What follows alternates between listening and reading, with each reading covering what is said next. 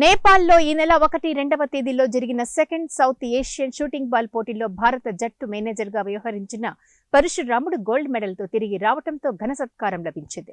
Kurnool B camp క్రీడా మైదాన హాల్లో ఏర్పాటు చేసిన కార్యక్రమంలో జిల్లా ఒలింపిక్ అసోసియేషన్ అధ్యక్షులు రామాంజనేయులు పాల్గొని పరశురాముడికి శాలువా, బొకే, మెడల్తో సన్మానం చేశారు. ఈ సందర్భంగా రామాంజనేయులు మాట్లాడుతూ భారతదేశ జట్టు గోల్డ్ మెడల్ సాధించడం, ఆ జట్టు మేనేజర్గా వ్యవహరించి గోల్డ్ మెడల్తో తిరిగి రావడం పట్ల తమకెంతో గర్వకారణంగా ఉందన్నారు.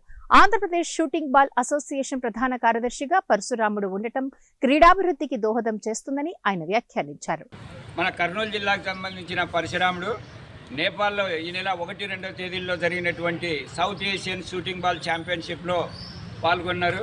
మరి జట్టు తరపున టీం మేనేజర్ పాల్గొన్నాడు. అలాగే భారత జట్టు గోల్డ్ మెడల్తో తిరిగి వచ్చిన సందర్భంగా మేము ప్రత్యేకంగా శుభాకాంక్షలు, కంగ్రాచులేషన్ తెలియజేస్తున్నాం పరశురాముడికి. Thank you sir. పరశురాముడు ఒక టీం మేనేజరే కాదు, మన ఆంధ్రప్రదేశ్ క్రీడాకారులను రాణించడానికి ప్రధాన కార్యదర్శిగా కొనసాగుతూ ఒకేసారి తక్కువ ఏజ్లో కూడా ఒక టీం మేనేజర్ స్థానం దక్కిందంటే ఫెడరేషన్ వాళ్ళు ఇచ్చినటువంటి గౌరవం ఎంతనో అర్థమైపోతుంది.